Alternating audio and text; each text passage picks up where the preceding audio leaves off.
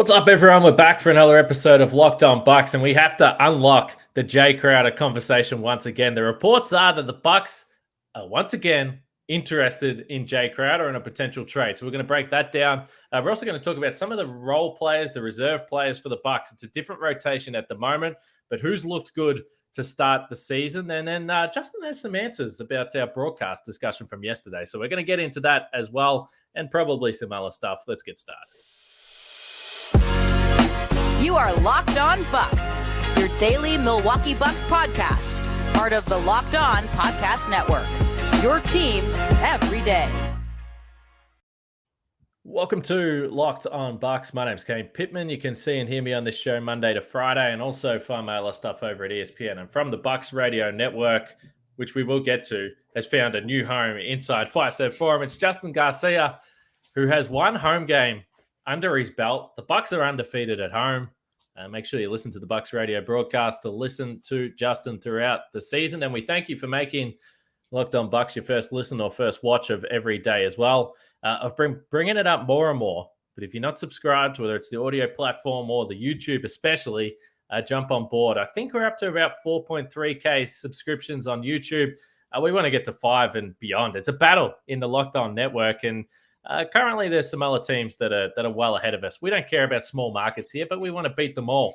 So help us out, subscribe, comment on the YouTube videos. We really appreciate that. And today's episode is brought to you by LinkedIn. LinkedIn Jobs helps you find the qualified candidates you want to talk to faster. Post your job for free at linkedin.com/lockedonnba. Justin, you've got a game under your belt in the regular season. Well, 2 games, but 1 game in arena at Fiserv Forum. Does a broadcaster have to shake off any rust? We're going to get into Jae Crowder, but does a broadcaster have to shake any rust? Did you feel comfortable in that environment?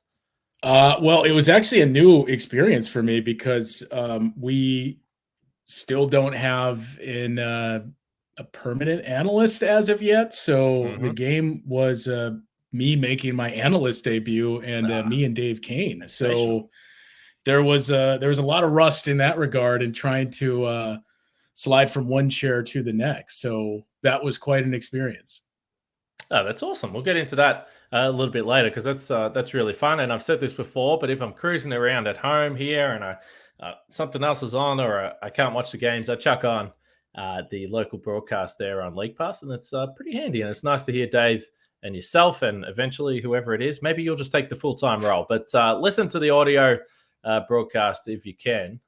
It's pretty damn good. All right, let's talk about Jae Crowder right off the top because this is the news of the day. We have spoken about Jae Crowder previously, currently not with the Phoenix Suns. He wants to be somewhere else. He wants to be on a contender. I think the Bucks fit the bill of a contender. There's no doubt about that. And like most teams across the NBA, Jae Crowder is the type of player that a playoff team would love to add to their rotation. It's not going to be the easiest of things for the Bucks to manage and to maneuver and put all the pieces together to make this happen. Over the last few weeks, and we've seen a little bit of the Bucks play, and we have a little bit of a better understanding of the different guys that they have on the roster. Where do you sit just straight up on a potential idea of a Jae Crowder trade right now? I would lean towards... So I recognize the value that he would bring in that, for 2 years now, we've talked about finding a stretch 4, and it's not a knock on Bobby, but a stretch 4 that has a little more defensively that would allow you to play Giannis at the 5 in crunch time. That being said, I think what it would cost you to get Jae Crowder, we've all kind of done the math and looked at the cap sheet and said, well, there's really no way to get him without Grayson Allen being in the deal is what makes me most hesitant. You're already the oldest team in the league. You would be acquiring a 32, I think going on 33-year-old Jae Crowder, and you'd be giving up a young – look, I know, and we've talked about this before, for all the struggles he had in the postseason, 1, it looks differently if Chris Middleton is there and the team is at full strength, but 2, he's still a nice player that's much younger than Jae Crowder. That, I mean, the Bucks would be in a rare spot for them recently where you almost think you'd have to get something back in terms of an asset draft-wise from the Suns in addition to Jae Crowder if you're giving up Grayson Allen and something else to make this deal work. So I am still somebody that's holding on to my Grayson Allen stock. And for that reason, it's not a hard no, but I would lean towards, well, let's just see what else is out there for now. So $10.2 million is the cap number for Jae Crowder. And if you really want to just get a simple way to break all this down, I always do this. I look after our friend Eric Name, but go to The Athletic. He wrote a story today that has all the available assets for the Bucks, all the available draft picks for the Bucks, and all the financial stuff. So if you want the numbers written down in front of you, go to The Athletic and check this out. But $10.2 million is the number. So just straight up, if you want to get to that figure or you want to piece together some salaries that make that work, Brook Lopez is the first guy that comes to mind. Scratch it. It's not going to happen. That's ridiculous, absurd, whatever word you want to use. So then, as you pointed to, you just continually keep coming back to Grayson Allen, and then you probably add in George Hill, which everyone's heard my thoughts. The George Hill hate is absurd. It's gone too far. I find it ridiculous, but that's the favorable package or the most logical package for the Bucks. The other guy is Jordan Nwora. He's just signed a deal. I believe it's 3 months from when he signed the deal. So you'd actually be looking at around January-ish, middle of January, probably when Jordan Nwora is available to trade, which is a little way off here. Now, I don't know what the urgency is for a trade from the Phoenix Suns, or maybe Jae Crowder's cool waiting until after Christmas, and maybe that becomes something that is valuable for this team. But I just can't see, like, if you're trading, so let's just say it was a straight up 2-for-1. So before you get to that point, I do think cap wise, they would be able to do just straight up Grayson Allen's contract for Jae Crowder, because you're able to take back 120% of the outgoing salary. And I think that would put you at about 10.2, which would be enough to do it straight up. Which would work out to be, again, we always just say this for what it is. So $2 million or whatever, it would be an additional, whatever that works out to be in the luxury tax. A lot of money. Anyway, for potentially a guy that you have to sit back and say, do the Bucks actually really need? They're unsure about what Joe Ingles could bring. But, Chris Middleton will be there. Pat Connaughton will be there. As you said, you have Bobby Portis that plays a 4 and 5. Giannis spends basically all these minutes at the 4, which is where Jae Crowder has lived the last few years with the Phoenix Suns anyway. So it's a weird fit. And I just don't think that you have the guards then on your roster, and in particular the shooting. We've seen that this team has really, really struggled shooting the ball in the postseason. Now, I understand Grayson Allen didn't light it on fire in the series against the Boston Celtics, but I don't think you're helping yourself by trading out, in theory or historically, one of the better shooters on your roster as well. So I understand the idea of Jae Crowder. I just am not sure that it works with the way this roster is constructed, particularly if you do think that Joe Ingles is someone who's going to play. Yeah, the backcourt thing is what would give me a lot of pause, just because you've seen how thin it is now with Chris Middleton going down, and it just shows you're one more injury away from what does it look like if you've traded. I mean, look back at last year when we left the Celtics series saying, yeah, it hurt not having Chris Middleton, and that series probably goes differently if he's healthy. But who probably could have seen the floor in this series was our old pal Dante DiVincenzo. Probably looked pretty good here. So you just hate to potentially put yourself in that spot again where an injury occurs or something else happens where you're just really depleting your wing depth, especially in the backcourt, if Grayson Allen is involved in a deal. And the other thing is what you just mentioned. Giannis is your 4, and Brook Lopez is not going to be in that trade. If this was Danny Ainge, maybe Bobby Portis is traded after doing Milwaukee a solid, playing for under market value and then signing an extension. But that's not how John Horst operates. So theoretically, Jae Crowder wouldn't start on this team. So that's the other thing of he wants out of Phoenix for who knows yet, but he's not going to start on this team. So at least immediately, maybe the postseason things look differently. And obviously it doesn't matter who starts, it's who closes, but how is that going to sit with him as well? Unless the Bucks take a Miami Heat approach and say, yeah, we'll acquire you, stay away, get in shape. And then second half of the season, we'll hit the ground running. Yeah, there's a couple of things I want to touch on there. I'm glad you brought up Dante DiVincenzo. So I do want to speak about him.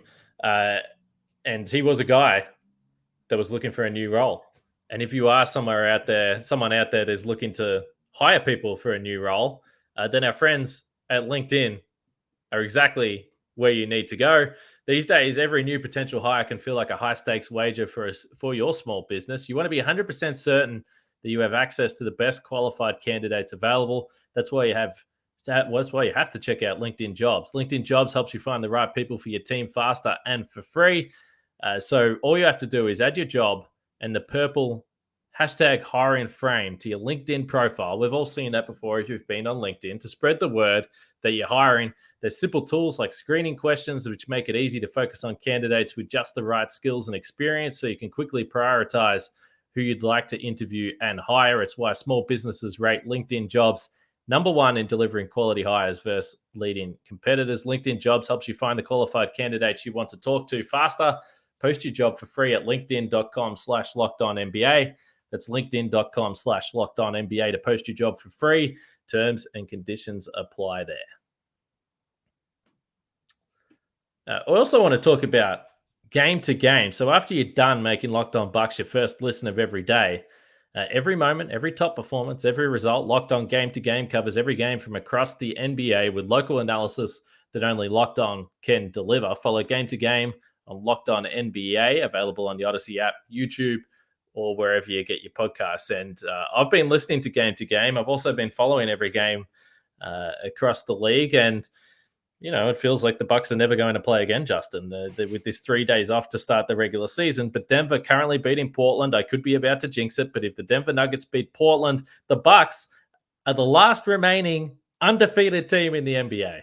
Mostly because they just haven't played, but we will absolutely take it. The Celtics lost to the Bulls tonight, which means that the Bucks are at least the last undefeated team in the Eastern Conference. So who would have thought? And they got the Brooklyn Nets in a couple of days' time, who lost to Memphis. Obviously, you'll be able to hear about the Brooklyn Nets and the Bucks tomorrow on this podcast. So Dante DiVincenzo is an interesting one to speak about. You mentioned him prior to the break there, and you'd love him on the roster right now. You'd love to have Dante for that guard depth guy that can handle the ball a little bit. Because my big concern, just as it's currently constructed, is if you traded Grayson Allen, we're not saying that he's Kyrie Irving, but he is someone that can dribble the ball. And if you wanted to go to some of those bigger lineups, and we've seen it before in the past, if you have Drew and Chris and Giannis, you feel like you have enough ball handling.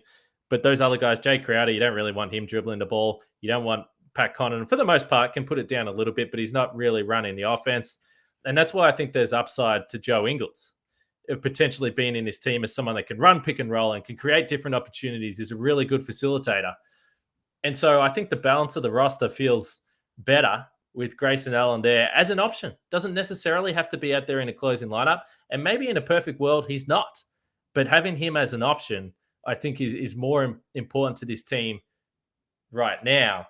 And if you did trade Grayson Allen, then I think, let's just say it was a Grayson Allen, George Hill package, which makes it difficult potentially have a roster spot, but you would have to make another move, and you'd have to be looking for a guard that is at least as valuable as Grayson Allen, who's a double-digit scorer across the course of the season. And you hope he hasn't started shooting the ball well, but you hope that he's a 40% shooter. So maybe if the Bucks didn't invest them one real salary slot to add someone on Joe Ingles, this would make more sense. But given they've done that, I just don't know if I can be all in on a Jae Crowder trade, even though I understand why some people would. No, and let's say that's the construction of the deal. If I'm the Phoenix Suns, it's immediate yes that I accept that trade. When you look at their second unit, like, look what Grayson Allen could do to really help juice. Two playable guys. The Crowder's at home. Yeah, and like Campaign had his breakout performance in the playoffs, really right up until the finals when the Bucks beat the Suns, but he's kind of fallen back to earth a little bit. Landry Shamet has never really been the guy that people envisioned him being. So Phoenix could use some depth in the backcourt as well. So if I'm the Suns and I'm approached with that trade, especially with a guy that's making it clear I don't want to be here anymore, absolutely, I'd pull the trigger on that. I just have those questions that we've gone over on the Bucks end, and I'm sure people would say, well, yeah, but buyout market, you can find a guard there. Well, one, we've seen fewer and fewer buyouts the last few years, especially with the play-in tournament, that fewer teams are really out of it. So there's that. There has to be a guy that fits your system and fits what you want to do that's made available on the buyout market. And I know you got Javon Carter a year ago, but that was kind of a weird chain of events that led to that. But, also we opened this season with what, 6 or so teams that realistically said we should be considered favorites to win the championship, or we have as good a chance as anyone to win the championship. That plays into the buyout thing as well, where it's not just like 2 to 3 teams you would look at and say, okay, this is the clear-cut favorite I want to go to. It's a wide open field, and that's going to make it more difficult to get guys that are bought out as well. So to me, there's all those reasons. And then also, I mentioned the age. It's not like Jae Crowder is 32, especially with what we're seeing now in the league. That's not old per se, No. but this is a Bucks team that's already the oldest team in the league, that for the same reasons we talked about really developing Marjan Beauchamp and really trying to squeeze everything you can out of Jordan Nwora and see what can be developed there. Grayson Allen is a guy that's not in his 30s, that is very productive, that, the way this roster is trending, I also kind of have a hard time giving up on younger guys that you're getting something out of now. And I know the goal is to win a championship, but it's also more difficult to give up some of those young guys for a guy that's nearing the end. It is. And let us know what you think. I know everyone, our listeners will let us know in the YouTube comments in particular, but also on Twitter, if you want to get involved there as well, because there will be an idea that how could you possibly watch the postseason last year and say that you wouldn't prefer to have Jae Crowder, over Grayson Allen? And I totally do understand that. But again, I think it's more about roster balance and needs for the Bucks and guys that I think that can help them. And I do just think there's upside, to your point, Justin. I think there's upside with Grayson Allen. One final point on this one. Draft capital, obviously not at a premium for the Bucks. They've got a bunch of second-round picks. They have the 2029 first rounder that, in theory, they could potentially trade later in the season. And who knows if that becomes a possibility depending on where they are, the health of the roster, all those types of things. So we'll see. But the 2029 first rounder is out there. I would be staggered if that was involved in any sort of simple Jae Crowder trade. I don't think that would be the case. You cannot move that pick for a number of reasons, but especially for Jae Crowder. Like, if you're going to move the 2029 pick when all the big threes contracts, who knows with Chris, but all the big threes contracts are up, it can't be Jae Crowder. That's a part of that trade that's coming back.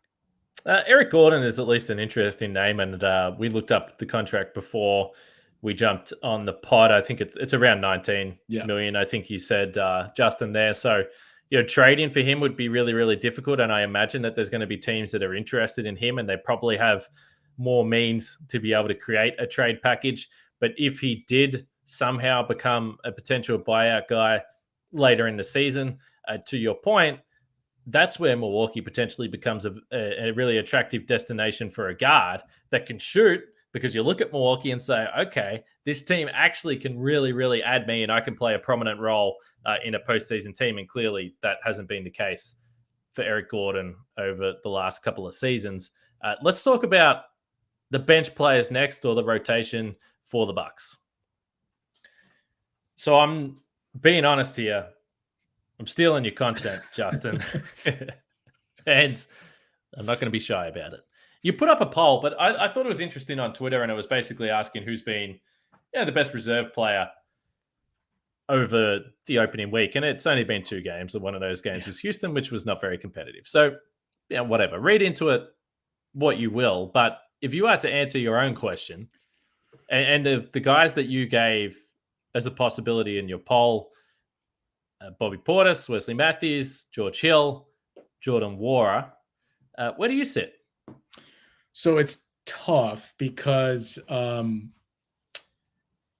George Hill, I think you and I are aligned where I've had about enough of the George Hill slander, and I think he's been very productive here to start the season. Weird to me. It's just very weird. Like, I don't. Yeah. Like, fair enough if you think that maybe he's past his best and you want Javon Carter to play more minutes. Well, fine. Javon Carter's starting. they've got a clear issue with bodies right now, with people healthy, unhealthy, and injured, and all these types of things. So, what are you still complaining about?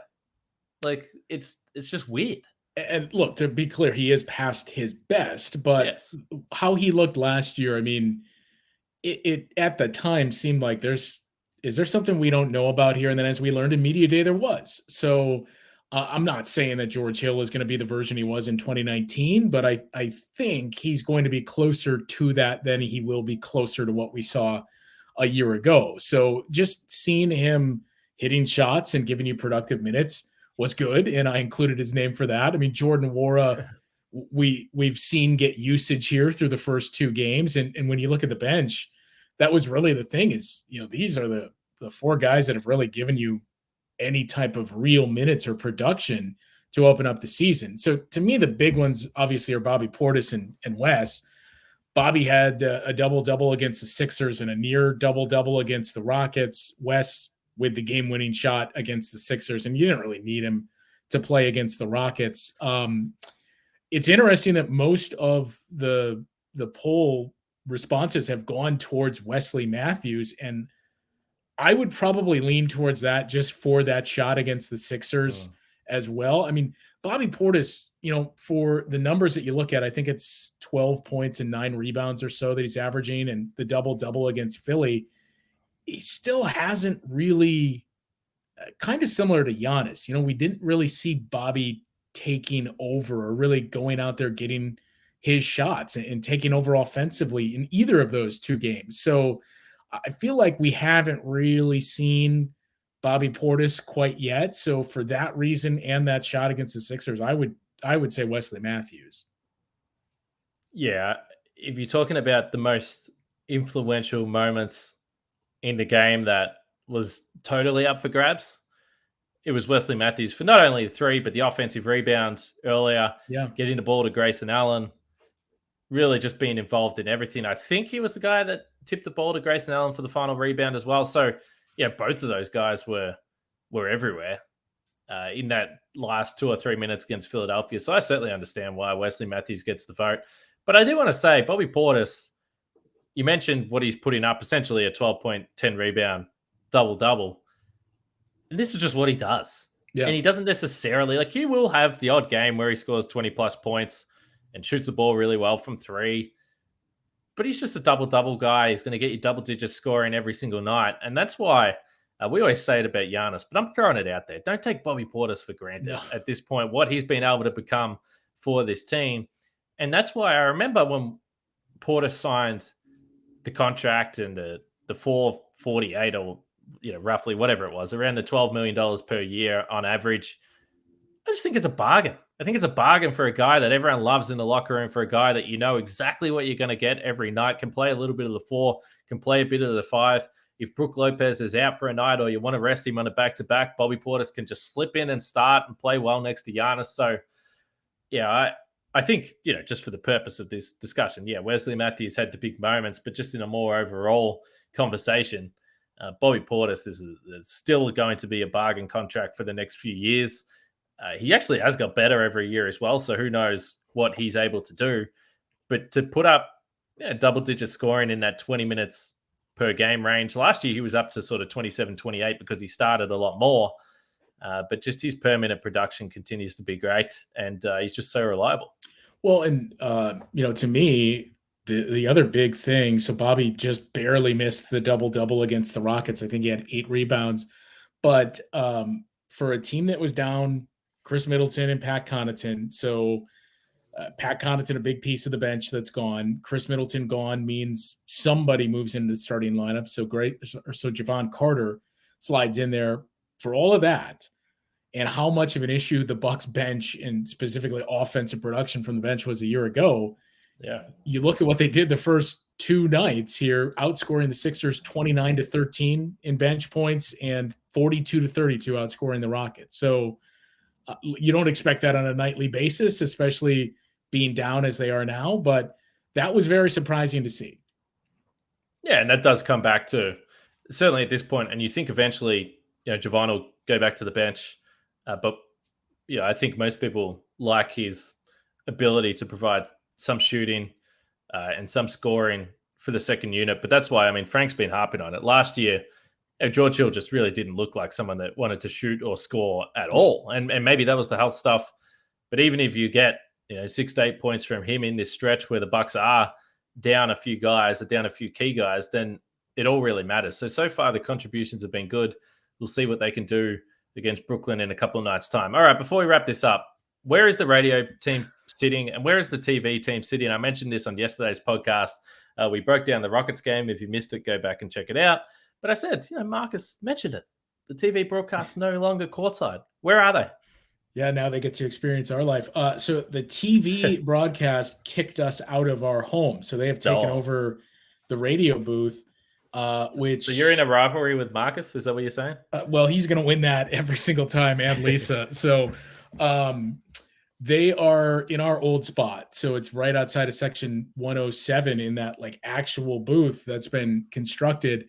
We found out about this change. So the opener was October 1st, the preseason opener. I think it was September 29th that we were told, hey, by the way, you're moving, that it goes through many levels. They sold those courtside seats where TV used to be for home and visiting, and it has to get approved by the NBA. It wasn't approved until just before the season started. So then we found out we're moving and TV is taking our old home. So we're actually on the opposite side of where we used to be, outside of 117. So radio and TV are now looking across at each other at the same level. Well, they're probably, I don't know, I'm just guessing, but they're probably $1,500 seats. I wouldn't even venture a guess, but they are going to be making quite a bit of money off of those seats. And it's really nice too. If you buy the seats, I know Marcus was talking about it. They kept those tables there. So you have access to a table if you're seated in those spots. Maybe those seats are going directly to the luxury tax. So keep Milwaukee competitive. Anyway, it's interesting. It's definitely noteworthy when you hear it on the broadcast. It's worth asking a question. So that's the other thing I would point out too. I get and every TV person will tell you I'd rather be on the floor than elevated. Maybe it's just because I've always been at that level, even when we were at the Bradley Center. I much prefer being elevated because you can actually see everything and your view isn't blocked. If something's happening on the other end, you can't tell what's happening. You're going to have to rely on the monitors. You're not blocked by a coach walking past you. So I prefer to be elevated. You also can't really hear much. I know Frank brought that up, but when you think about the headsets that you're wearing, and especially now, those headsets are noise canceling and you have the crowd noise and everything else, and maybe your director piped into you, you can't really hear what's going on at the bench or what any coaches are saying. So it's more just the visuals of being close to them than anything. No, I've always marveled. Obviously, Jim and now Lisa, they obviously do a crazy job given where they're sitting, and there's lots of bodies in front of them, and these are gigantic humans that are sometimes standing in front of them there. So they do a fantastic job. I tell you who else does a fantastic job, and that's Peter Bukowski on the Locked On Sports Today podcast. So after you're done with Locked On Bucks, check out Locked On Sports Today. And it's not just basketball. They'll take you around the biggest stories of the day, plus this instant reactions, big game recaps, and a take of the day as well. So you can get that. You can get Locked On Sports Today on the Odyssey app, YouTube, wherever you get your podcasts. So I was really struggling to speak there, but it's a good podcast, so you should check it out. But that tells me that we're at the end of this one. We'll be back tomorrow. We'll be talking about Bucks and Nets. We've still got another day off. This is unbelievable. When you do a daily podcast, Justin, as you know, we've discussed this a lot, but you get to the regular season and you're just thrilled because you've pumped out, I don't know, maybe 80 podcasts over the off season. And sometimes you're just absolutely scratching for things to talk about, but we come up with stuff. We try and get creative. You get to the regular season and you're like, here we go. Game every second day. This is going to be beautiful. You don't have to think about it. We're just recapping a game. 3 days off.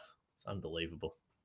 It's the first week. It's right away, too, to get that of like, all right, now we got every other day. And then, boom, whoa, what is this? What is this extended time off? Well, the Bucks are still undefeated. That's the main thing. So we'll be back tomorrow. For myself, Kane Pittman, Justin Garcia. We'll speak to you guys then.